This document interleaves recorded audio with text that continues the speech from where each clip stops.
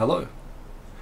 Damn, what's happening with this? Oh, sorry, so let me start that again.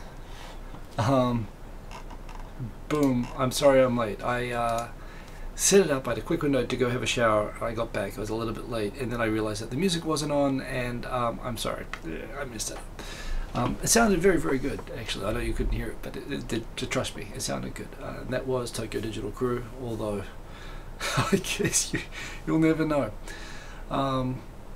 Good to see you all. How you doing? Sorry again, I always scramble. I guess making it at 10:30, it is sometimes a bit of I'm always last to be able to use the bathroom in the house, and sometimes that means it goes a little bit fine on these things, and I am sorry about that. How are you all doing? Andrea Mulboy, you're not impressed, I'm sorry. Anyway, well, I'm here now. You can hear me now, I think, I hope so. And live stream seppuku, no Shiroku, no, that will not be happening, but thank you for the suggestion, and keep them coming, or not. Okay, so I'm sorry that didn't go very well, did it? Well, look, stuff happens. As you know, this show, it's actually a feature, it's actually part of the show that we build in specific new and interesting technical issues every week. North Korea had not gotten me yet, not yet. They're coming, well, unless of course we trust that they're just gonna stop doing everything. So let's see who's here, talk about what's going on this week, and get into it, shall we? So Andrea Momboy, they're already talking to me, so hello, good to see you, Andrea. Sorry I'm late. 10 minutes in the end. Well, anyway, we'll make up for lost time. We also have Sergeant Bilko, good to see you. We've got Davo Hunter and from Davo and Shelley. Good to see you both, Davo and Shelley. Hope you're enjoying the shirt. Thought I'd wear this one tonight. I've got the other one over there, but it's all very, very good. Hope you're also enjoying the site. It's been good. There are still some more bugs, obviously, which we are queuing up to fix. This is something as well. I should do a separate live stream about actually just getting people's ideas on what to do with the site. But yes. Oh.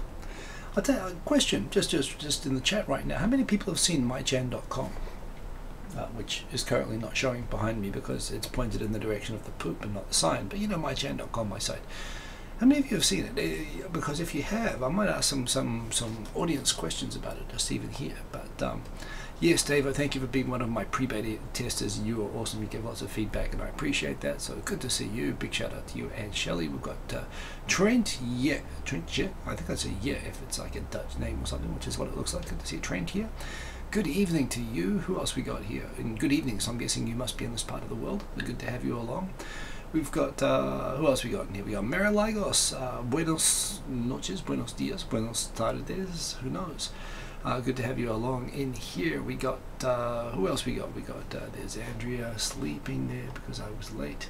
Sorry about that. We got Shiro-kun. I am in Tokyo. I am not MIA. Well, I was MIA at the time, and yes, technical issues. I was looking for the butter, and the butter was found. That is my battery going boom. Well, that reminds me, I've kind of scrambled in. I should probably change my battery settings. Meh, that's alright, we'll be okay.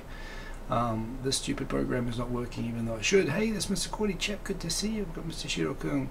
Look at today's topics. Maybe North Korea did indeed get me. We've got boom icons, excited poops. I'm sorry about that, I was keeping you.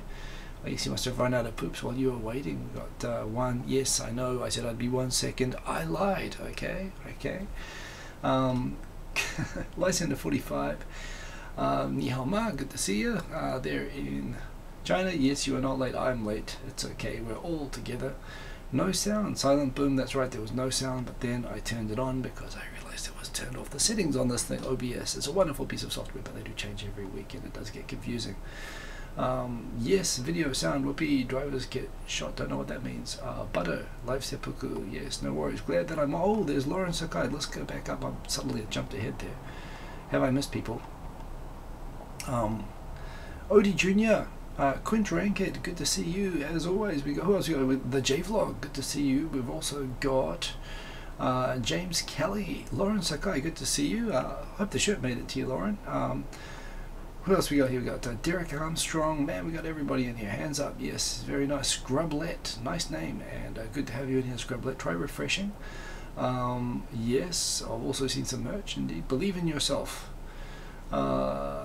is here. We've also got Charlie Brownson. Good to see you. You're early enough, I'd say you are. And yeah, we seem to be caught up. The show account, that's kind of a technical issue. Do I need to download an app to see it? No, you do not, Andrea Mobboy. It just appears in your browser. You just connect it to your YouTube channel. It downloads your subscriptions if you like having subscriptions. And yeah, you can watch all, you can organize your YouTube videos into like playlists to watch. And yes, making a fashion statement with it. I always make a fashion statement with it. All my shirts are fashion statements. They're actually just literally statements. That's all that they are.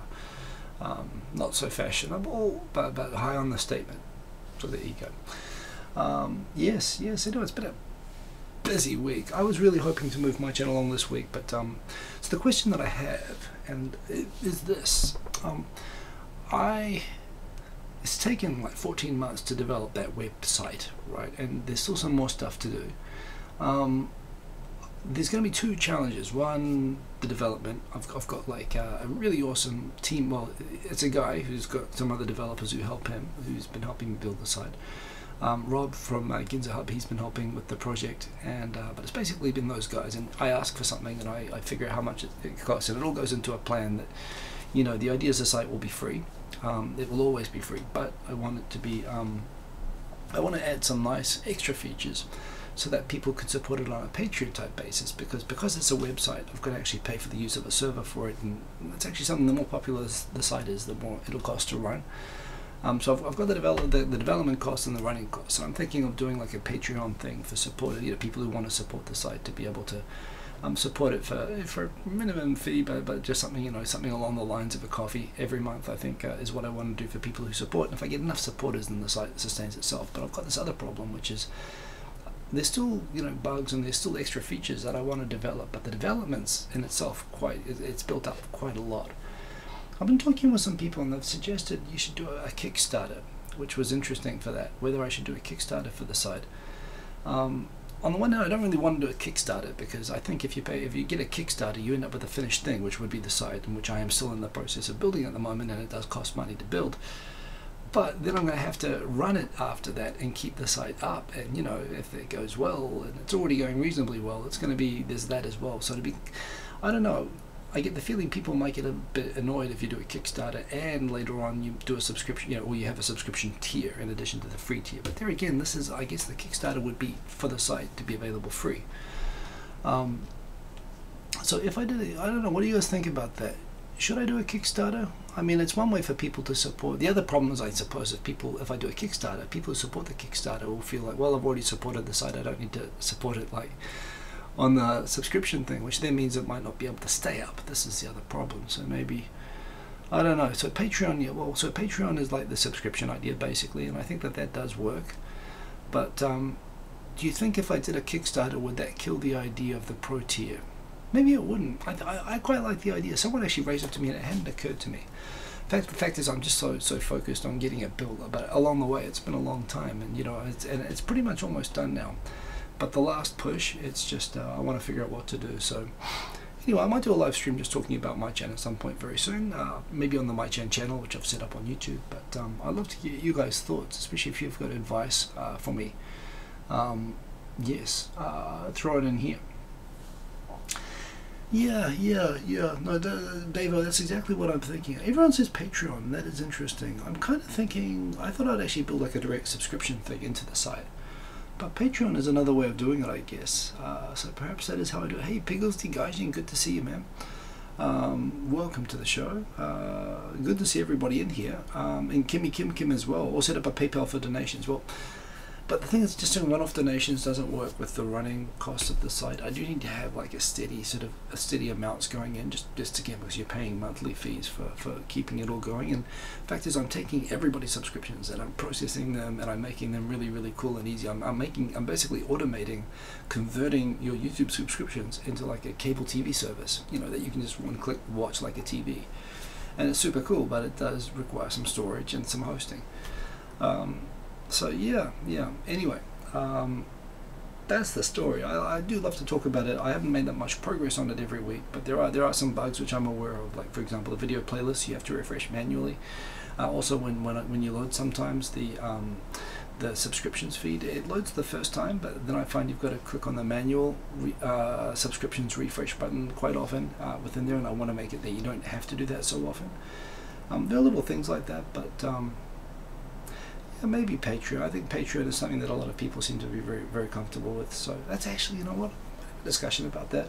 I'm actually thinking about setting up a payment system within the site, but there again, I mean, honestly, I don't want the money or anything for it. I think the only thing is that Patreon wants to take like a commission out of it. So yeah, Lauren, I think you're right. Just given that I want to keep the site going, I think maybe Patreon's how you do it. I should weigh that up. I'm not interested in having everyone's information. In fact, I don't want everyone's information. I want it, but you know,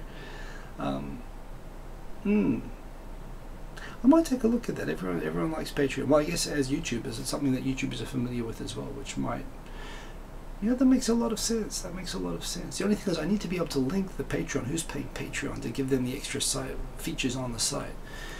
So I've got to, if there's some way to connect Patreon to the site, I mean, the easiest way is obviously I could just build payment feature into the site and link it to the account and know if the account's paying that they get this, you know, like Netflix or whatever. I could do that. And that's what I'm already thinking. But you're right, I guess it's a trusted service. And this is something that's important for me. It's got to be something that people are comfortable using, right? But anyway, Fiverr, no. No, I'm not going to do it as Fiverr. Although, interesting idea. Tokyo Drew, good to see you, man.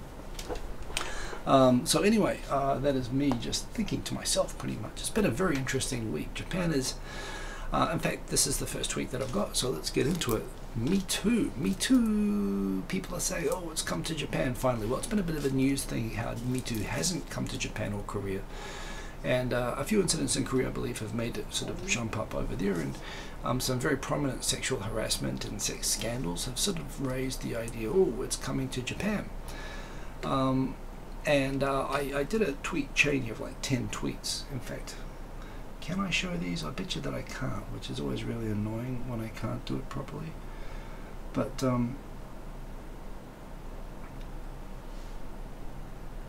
yeah, the problem is I have to go through all of my tweets again to show this. So let me just explain my rationale on this too. So what's going on, because we are going to talk about this a lot tonight, sexual harassment in Japan. In fact, that's why I should have made the title. So what's the story with sexual harassment in Japan, and why is it that Japan is like 20 or 30 years behind the rest of the developed world on this? In some respects, what is Me Too, and what's been going on with Japan that's triggered these linkages, and why am I skeptical? So first of all, sexual harassment, there's been a big thing that's really started, that I observed a few years after I came to Japan. The government started pushing among corporate education that basically the idea of bullying and power harassment and sexual harassment. And sexual harassment in the old days really was a boss forcing a subordinate to have sex with them, you know, like pressuring them directly into sex. I mean, this is sort of maybe the far end of what is considered, you know, sexual harassment. I mean, it's a spectrum of things, obviously, all the way up to rape, I mean, frankly, well, which is obviously a level beyond. But the idea really was, it was sort of things that would make people sort of, you know, we go all the way on that chain. And there is one thing as well, I guess I always understand, the term generally is considered to have a power relationship aspect. The way it's defined in law in Japan, it can only be from men against women. It can't be the other way around, or at least that was one of the things when it came out. Yeah, there's this thing as well. It's this idea that someone, you know, feels, you know, unduly pressured for what looks like a relationship thing, but there's a, you know, if there's an employment context or a power relationship that disturbs that. But at the same time, particularly, well, I'd say most of society does get the idea that it's inappropriate in a workplace or whatever. Well, maybe let's check that. It's totally normal and accepted and even encouraged for couples to hook up and meet within companies. So the idea that you can't hit on people at companies or hook up isn't true at all. In fact, it often happens. In fact, it happens quite a lot, maybe the majority of the time. However, the idea of it being from a top to a subordinate is a bit weird, and in every case, Japanese do have at least a general sense of being discreet. It's not forbidden, but people know well enough not to be, you know, too out in the open about, you know, their personal lives. And Japanese generally do compartmentalize their personal lives. All of that, so I'd say it is fairly common sense that you're not supposed to be like this sleazy, old-fashioned sort of a boss.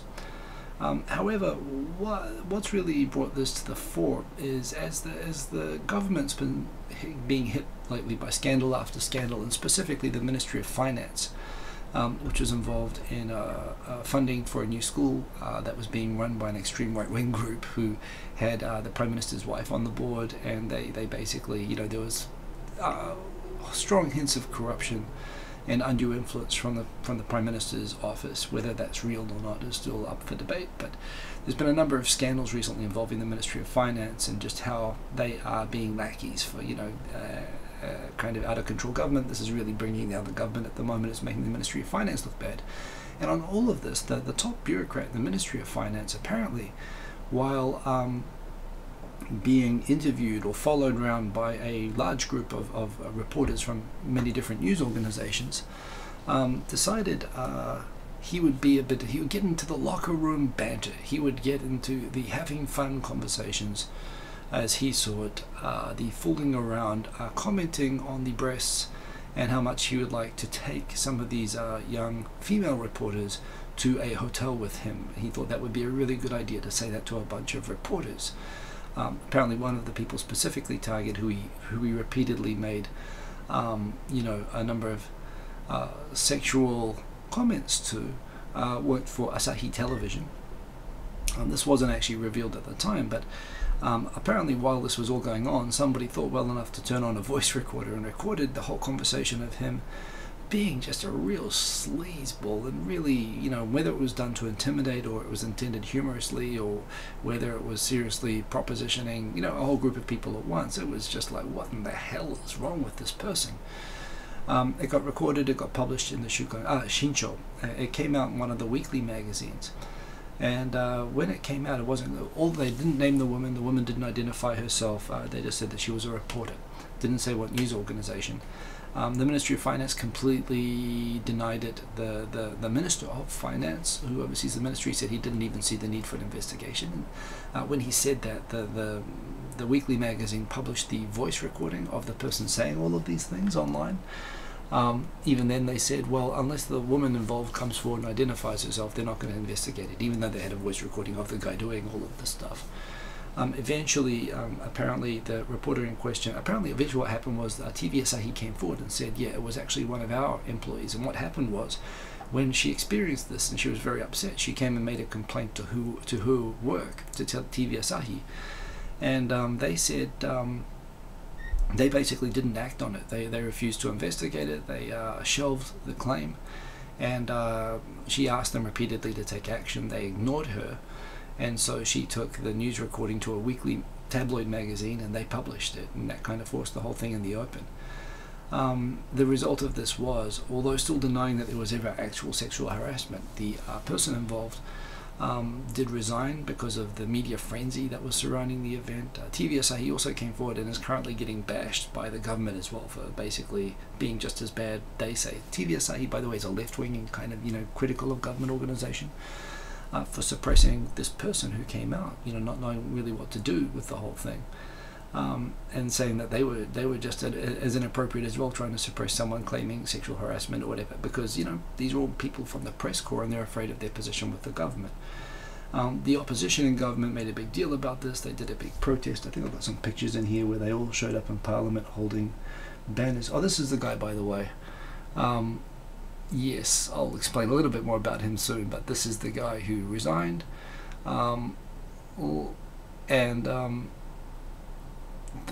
opposition came into Parliament all holding Me Too signs. And again, they don't quite get it, do they?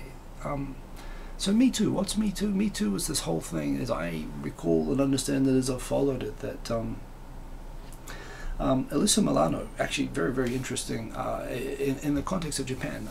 Maybe you know who Alyssa Milano is. She was the girl from Commando. She was the cute daughter that made Arnold go crazy, killing like 700 people on that little Caribbean island, and that really annoying Australian guy at the end. Yeah, it was all for her, and she was on like a Who's the Boss, I think, as well, like 80s stuff. But she was apparently, I didn't realize this for a long time, She was so popular, like as a teenager, sort of in TV. She was like this huge idol in Japan.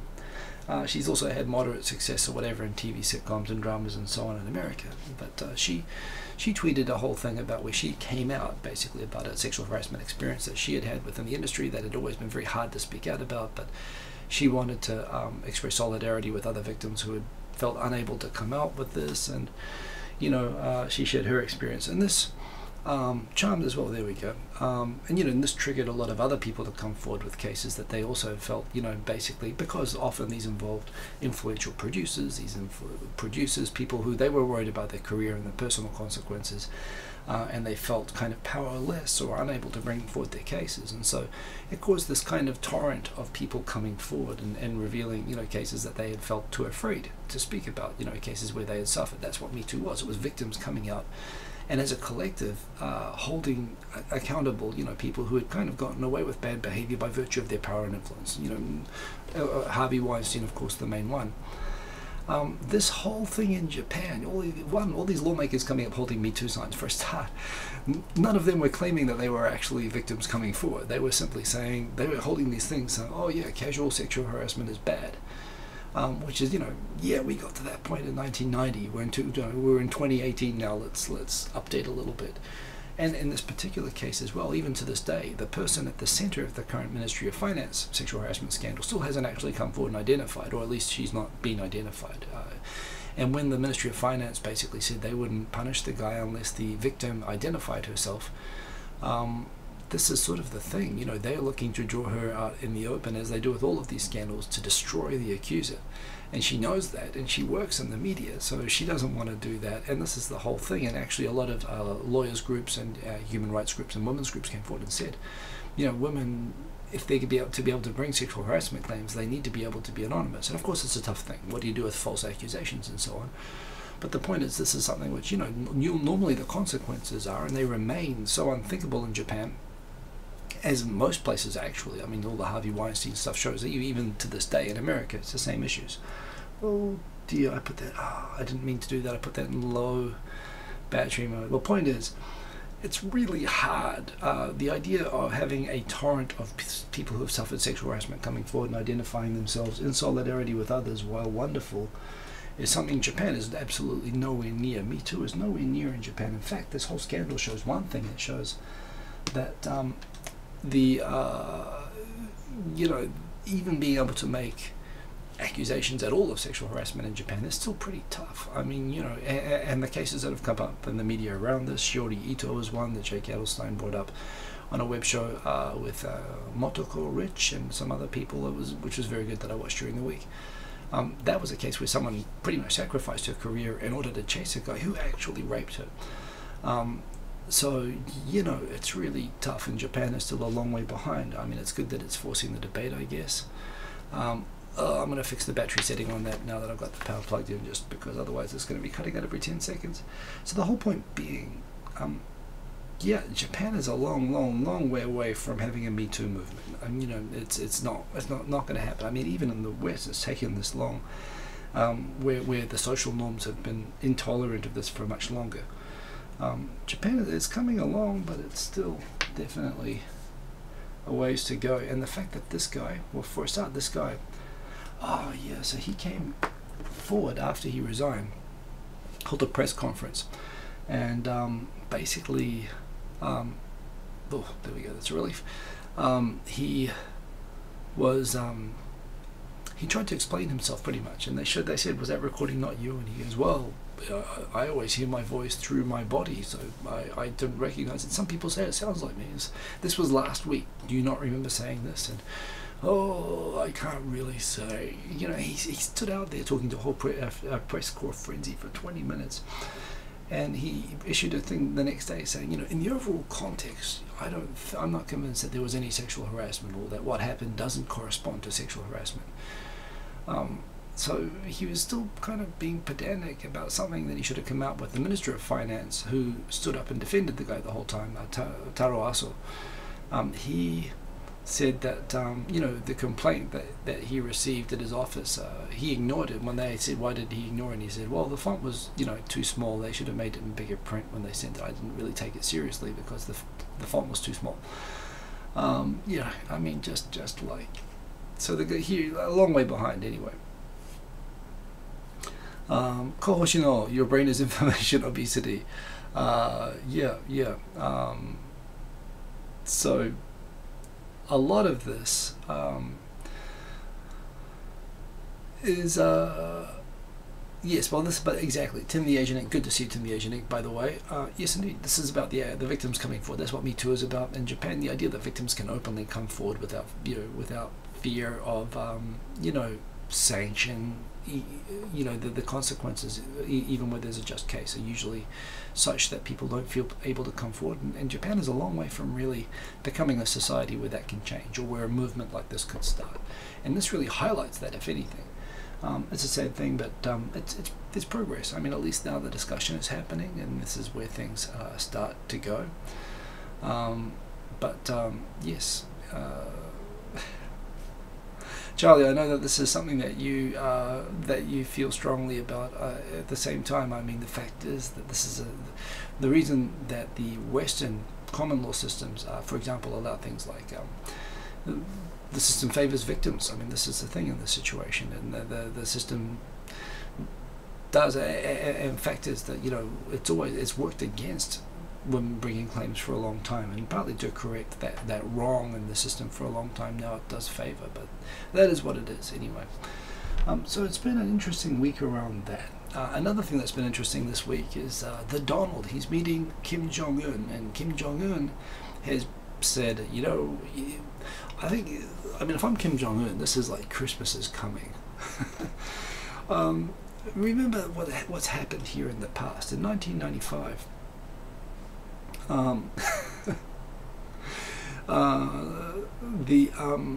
1995 thing, North Korea said they were developing nuclear weapons. They were acting like dicks. And then Kim Dae-jung came in, Sunshine Policy, Clinton came in. Hey, let's all be optimists, and let's hope that, you know, through, as was the belief at the time with China, that if you make them rich and prosperous in a market economy, they will just automatically become democratic and free and open. Let's support that. Let's well, let's give them money. Let's give them a big economic deal and a bunch of incentives to that they won't need a nuclear program. And North Korea said, you know what? Thank you for all of this money. We'll take all of it, and we'll do away with our nuclear program. And they actually did destroy at least a cooling tower on one of their very, very big public display that they made a big deal about dismantling their nuclear program. And at the time, Japan said, you know, we know these guys pretty well, and we think they're full of shit, and we're not going to join in. And I remember being in Japan around the late 90s, and everyone was giving Japan a very hard time. But they're missing out. They're missing out on the chance to, you know, support this new opening up of North Korea, and they're going to get left behind by all of this. And of course, proved later on, when North Korea ran out of money again, that they had been playing everybody. They just turned the nuclear reactor back on. And that was sort of the end of it. So, you know, everyone went back to not trusting them for a long time. But now we are 20 years later, and the chance for another payday is coming up. And I think they know what they have to do. They have to make the Donald think that, well, not even think, they don't even have to make him think that he's got to win. They just have to basically give him the opportunity to lie and say that he's achieved a great thing, and they get a payday. And, you know, it's all going to be kind of false. So the fact that they've said that they're going to be stopping nuclear long-range missile testing and nuclear tests kind of means nothing. They've got the weapons, and they're definitely not going to get rid of them. It's got nothing to do with other weapons. They're not saying that they're going to get rid of the weapons. If anything, for the North Koreans, they're going to be trying to, well, either confirm that they're a nuclear power, or pretend that they're giving it up, and which of course they're not going to do, and then they're going to get a bunch of money for it and reward for it, and, you know, everyone's going to get played again. And I think the incentive for the Donald to make sure that he's going to get a big win out of this means that he's going to get sucked right in, you know. And I think North Korea's been very good at this. They're going to game them. And that is Yeah, exactly. You know, and the fact is that once again, as in 1995, Japan's saying, hey, you know, we don't really believe any of this. Japan actually deserves a lot of credit for the way it's managed North Korea. They're the only country which really has gotten a meaningful concession from North Korea. You know, North Korea's only made promises to the West on things like stopping its nuclear program that it was able to reverse and undo. Japan was able to get some of its abductees back, and it kind of played North Korea. You know, they told the North Koreans that we'll let them reunite and meet with their families, and then we'll give them back to you. But then the Japanese wouldn't let them return to North Korea. They basically said, we're not going to provide them the means back.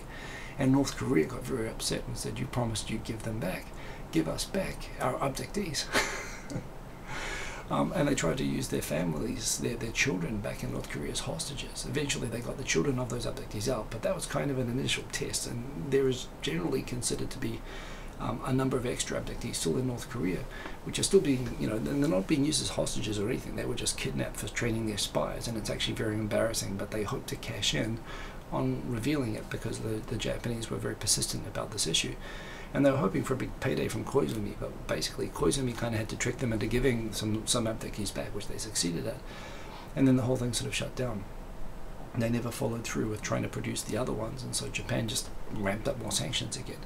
But in the end of the day, you'd say on the scoreboard, Japan's ahead. This is partly why North Korea doesn't want to deal with Japan anymore, because frankly, Japan's the only country, including South Korea, you know, America, China, everyone else, that's actually not been completely screwed.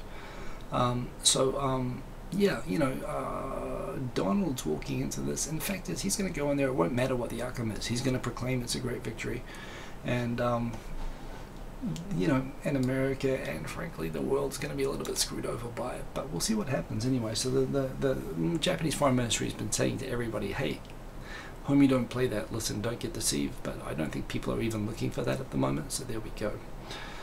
Oh yeah, this was really cool. So this week, Japanese Pod 101, hosted by Alicia, who is awesome, by the way. I've known her for a long time, and it's really cool that she's the host of that. But of course, it's a big thing. It's not just her. It's, you know, it's a lot of people behind it. It's been very successful. It's been around for a long time. And this week they got the gold play button. They got the button for 1 million subscribers. Insane, 1 million subscribers. It is a great way to learn Japanese, and it's a great tribute to all of the people there in that photo, including somebody who was obviously very embarrassed and wanted an emoji over the face. But they put a lot of work into it, and it's really cool that they achieved that. So congratulations to Japanese Pod 101, and that is very awesome. That is a gold play button that gets sent to everyone who gets 1 million subscribers, which I will achieve in approximately the year 9521, although 99% of the channels will be dead by that time. So yes, no, they've done very well. Was that Hiko with the emoji? No, it was not. I don't know who it is. Well, I must say that emoji does look a little bit like me.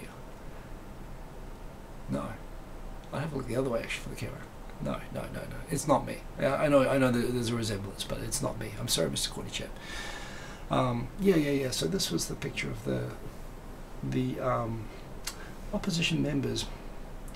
I was kind of looking at this and I was thinking, no, that's not it. So, you know, you see the man there in the front there with the sign saying "Me Too." I mean, really, you too? Kind of doing it wrong. You're getting one view for video, don't complain.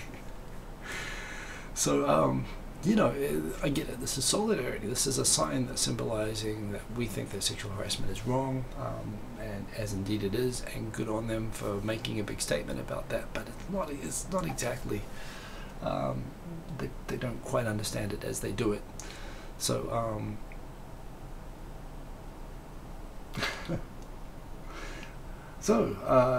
that is that. Let's go back here. What else we got here? Japan aims to increase the number of foreign law attorneys. Well, this is something that I deal with in my day-to-day. In fact, this is actually, well, they're not talking about increasing, well, I guess foreigners as well, but they're looking primarily at getting Japanese who are qualified overseas.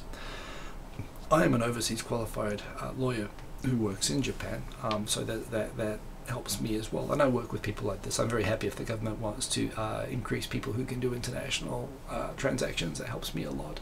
There again, I mean, they should really focus as well. They have focused a little bit on trying to increase the number of local country lawyers, but it's also true that it's really hard to find Bengoshi. You have to do so much study for the Japanese bar exam. It's really hard to find lawyers who are also bilingual. I mean, you do get a lot who have gone to do an LLM in America or something like that, and I guess they want to foster that more.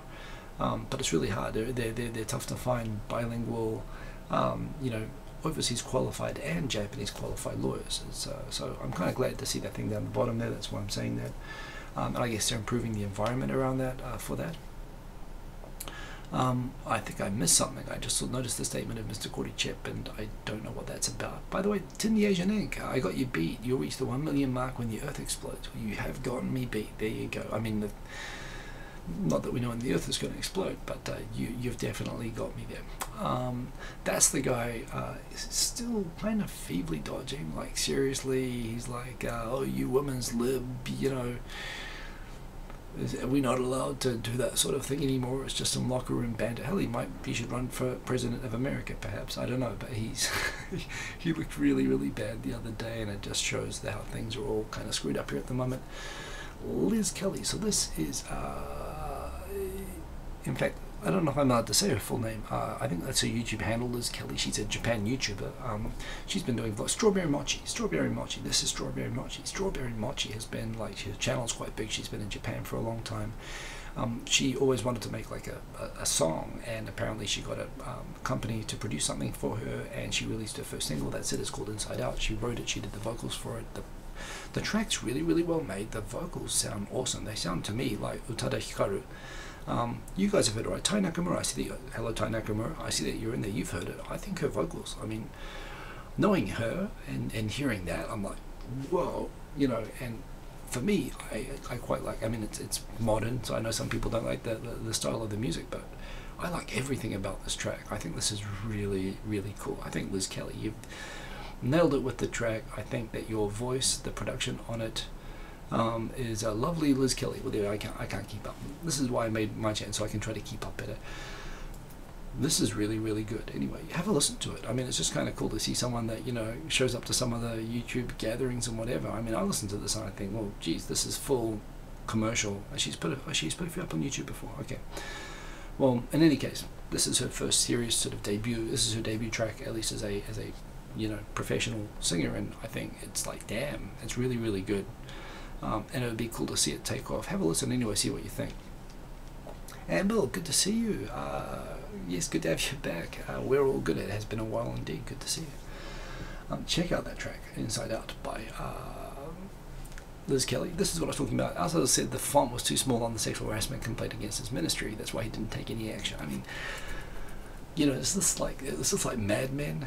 It's literally like Mad Men, the reactions to this. It's like, not even 90s or 80s. It's like, you know, 50, you know, like the 1950s. Happy Boys, what is that? Oh, at least in your manga. You know, that's a silly thing to say, so I am going to, I don't often actually leave things hidden, but I'm going to do that because, dude, please. No, don't be what you say. In there, please. Don't be a P. What else we got here? Automatically open YouTube. Oh yeah. So if you want to open in a player that won't show all those annoying cluttered links, look at MyChan TV. But this tube.com, I mean, it shows in a way the demand. This is just a simple YouTube player.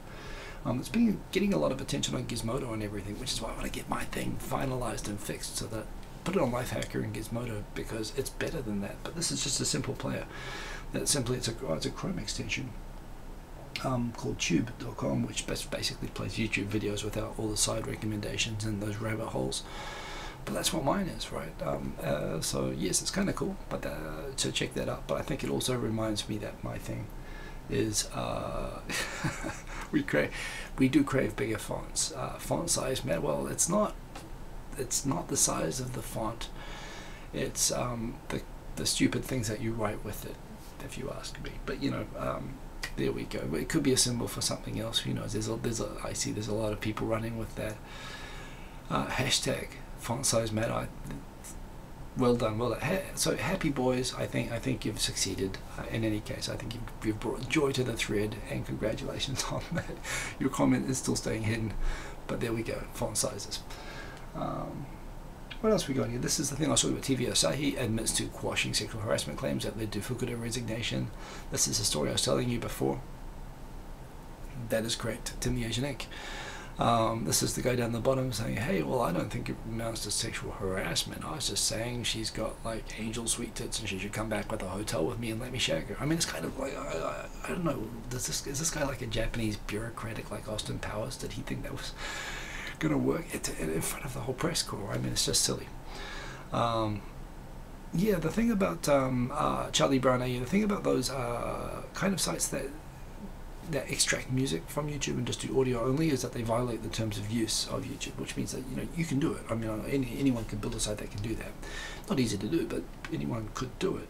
But the site would be at risk of being DMCA'd by YouTube because you're not allowed to build sites like that. That's the problem. But it's a cool idea, and honestly, I love to be able to have this as a like MP3. Well, I have posted MP3s of this show onto SoundCloud, which people can download as MP3s, but it's my video, so I can do that. But in terms of converting the site into all audio, some people have done that before, but it never ends well. But that's up to YouTube. That's just something they decided not to do, which I think they should, but I guess then you wouldn't be able to see the ads. Maybe that's why. But anyway, yes, Sergeant Austin Powers, a very bad sexually harassing bureaucratic version of Austin Powers, who's Japanese. That's right. Mr. Cordychep, I'm sure people will do that at some point. In fact, you can do that all the time. I'd love to see people do a mashup video of me saying inappropriate things. I'm sure you put it all together. I've probably said just about everything at some point. Japanese workers struggle to take time off. This is true everywhere, but it's particularly true in Japan because people feel like they worry about how they look, like they're not pulling their weight to other workers. The social pressure around it is a big factor in this. It talks about that. We've got Facebook is now letting creators turn its video premieres into live events, which I quite like the idea. Although I think these are video premieres on the site. I'd like YouTube to do the same thing actually. Like when you release a video, have the first play go live, and be able to share the watching experience. I think this is something people should do more. Interesting that Facebook is trying to innovate in this, but there again, I really try to avoid getting stuck in these Facebook video events. That is the again the Austin Powers bureaucrat at the top saying, oh, I don't know if that was my voice. This was from like 6 days ago. Yes, that's him resigning, although still denying that he did anything wrong, but resigning with all the trouble it was causing. Sense8, I watched Sense8. I think I talked about this. I really enjoyed Sense8. A lot of people told me to watch it. I watched it. I quite enjoyed it. I think a lot of people in the comments, maybe on this, told me to go watch Cloud Atlas, which I'd never heard of before. If I like Sense8, I watched it. Cloud Atlas I found a bit meh. I kind of get how it probably will survive having another watch just because there's so much going on. I also understand that the book was quite good, which I should read. Oh yeah, that reminds me, by the way, I bought this week, or it arrived this week. I bought this a while ago. So this is by Dr. Greg Story, which just reminds me of this. And basically he is a sales coach who's lived in Japan for longer than me, like 30 years. He's been here on and off. And he coaches sales in Japanese companies, often for Japanese guys.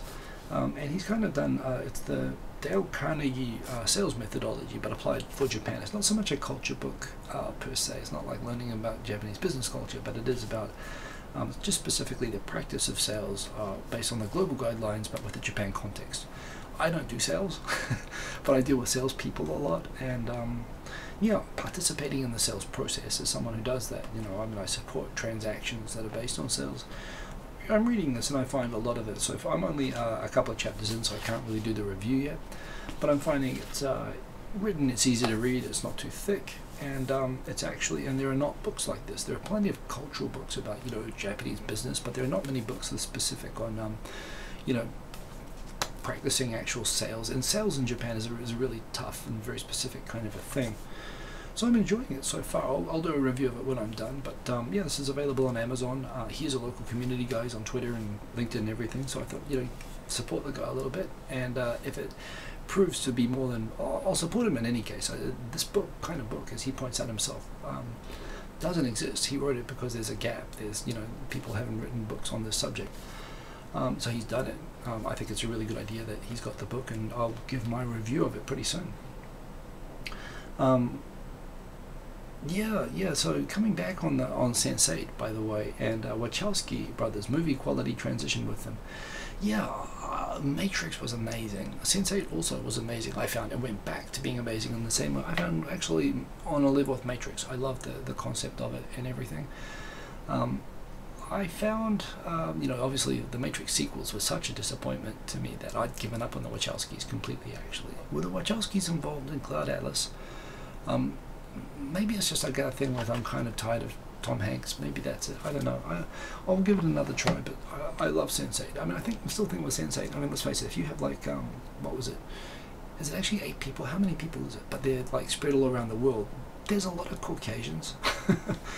It is funny how they're spread all around the world. It's nice that they got someone in India and someone in, Nairobi and in the cast. But they've got basically Iceland.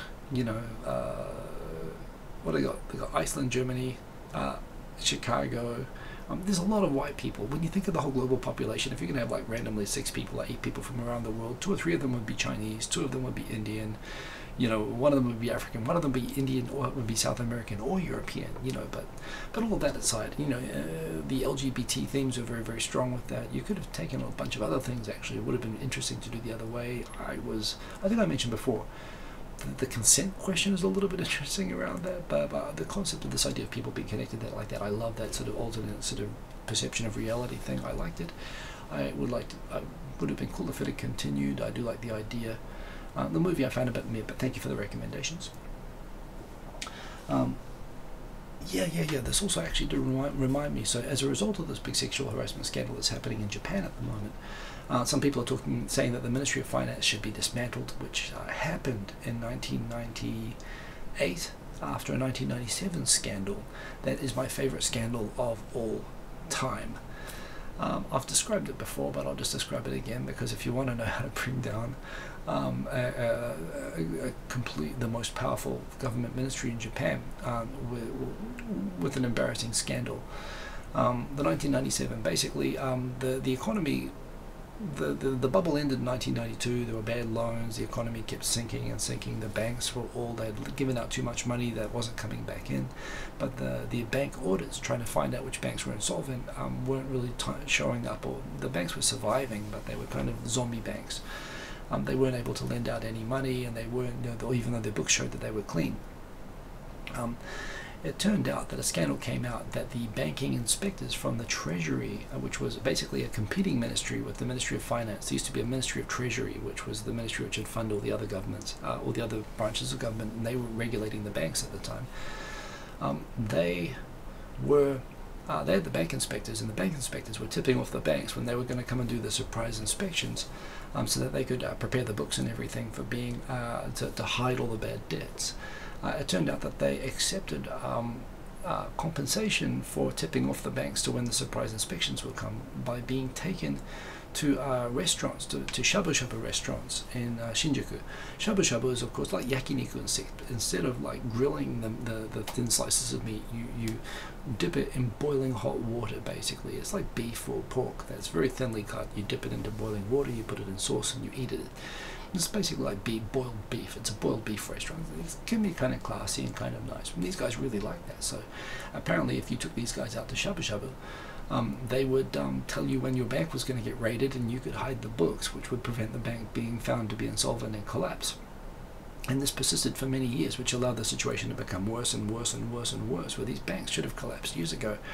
And they were getting away with it because they were hiding everything by coordinating with the bank inspectors. Funny thing though, these weren't just ordinary shabu shabu restaurants. These were called Nopan shabu shabu restaurants, which is specifically because all the waitresses would, of course, bring the plates of meat and assist the people with their orders and their beverages, but they were not wearing any pants or trousers. They were just wearing their normal clothes, but like from the waist down, they were just naked, which doesn't make much sense to me. I mean, seriously, it's like hot dogs and vagina.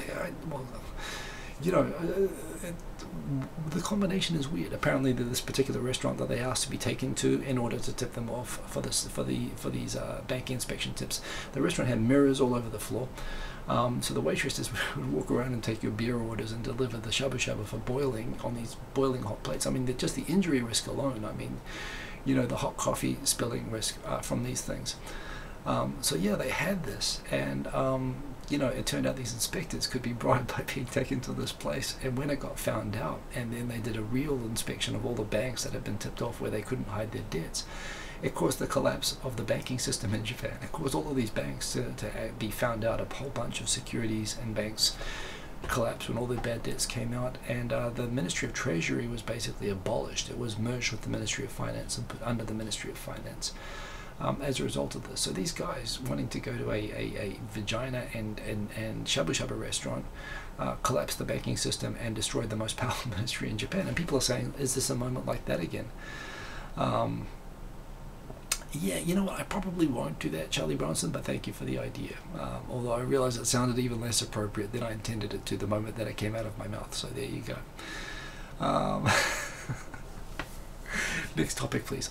I do like this subject. Anyway, I'm sorry, as you can tell. And just to show you what a bad week this was like two NHK updates coming out at the same time, where the governor of Niigata Prefecture admitted to having an affair. He called it an affair, but he was paying $300 for every date of the affair with a specific call girl that he met on a dating site at the same time as a sexual harassment thing broke. I mean, it's just been a really bad week for the dignity of Japanese politics. And yes, so you know, it's just so there is resigning. 2018 goals, update on goals from Google created blog. Let's see what they're going to be, how they're going with their goals. Transparency and communication. So YouTube is working on that.